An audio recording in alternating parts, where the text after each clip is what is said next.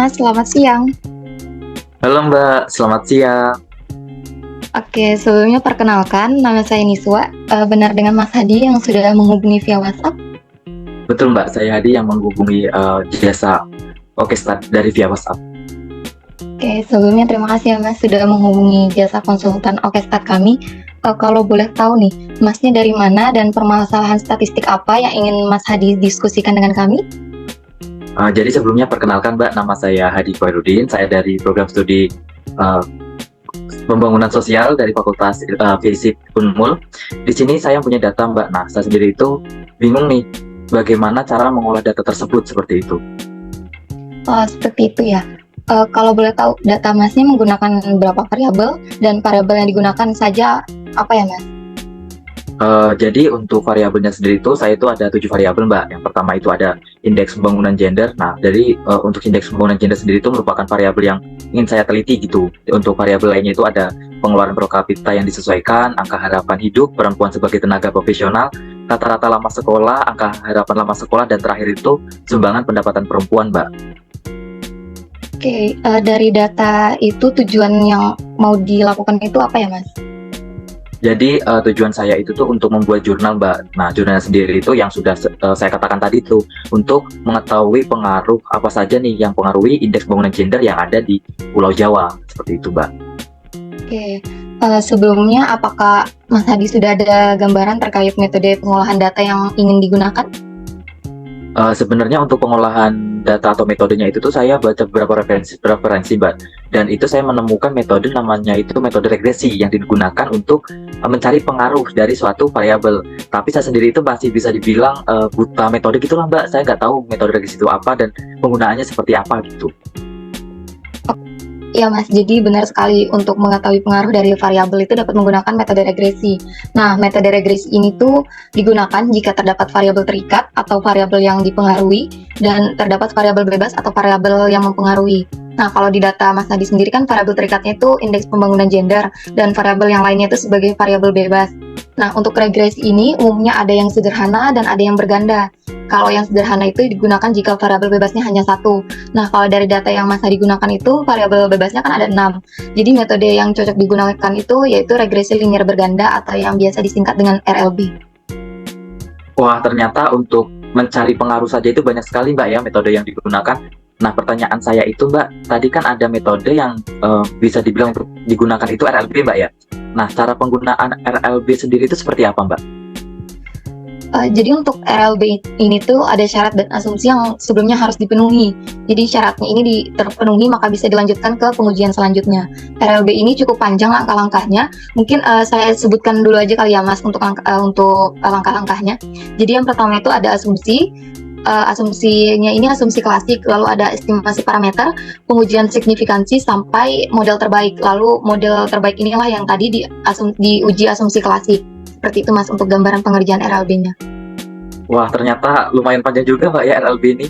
Tapi kalau dijelasin via Zoom ini karena saya bisa dibilang buta metode seperti yang saya katakan tadi, kayaknya masih agak nggak nyambung gitu sayanya Mbak.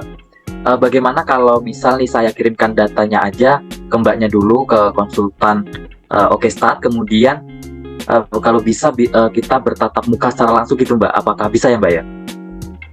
Bisa Mas, mungkin kita bisa bahas untuk waktunya itu di via WhatsApp aja sekiranya kapan waktu yang tepat untuk bertemu secara langsung. Baik Mbak, nanti kalau boleh tahu nih datanya ini saya kirim ke Mbaknya itu melalui WhatsApp atau apa ya? Untuk datanya sendiri itu bisa dikirim terlebih dahulu ya Mas nanti ke email kami. Untuk emailnya kan saya sampaikan via WhatsApp saja. Baik Mbak, terima kasih atas penjelasannya mengenai metode-metode nih yang dapat digunakan untuk mencari pengaruh dari suatu variabel. Ya, sama-sama Mas. Semoga nanti kita bisa bertemu dan bahas untuk datanya Mas Hadi secara langsung ya. Terima kasih Mas. Baik Mbak, terima kasih kembali. Saya kirim Mbak ya, selamat siang. Selamat siang Mas.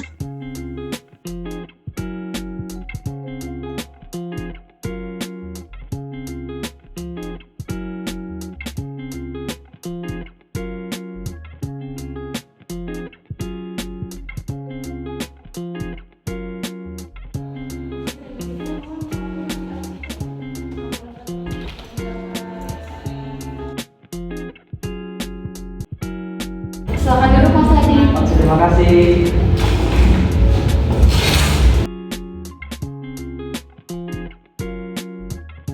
Bagaimana kabarnya Mas? Alhamdulillah baik, mbaknya bagaimana kabarnya?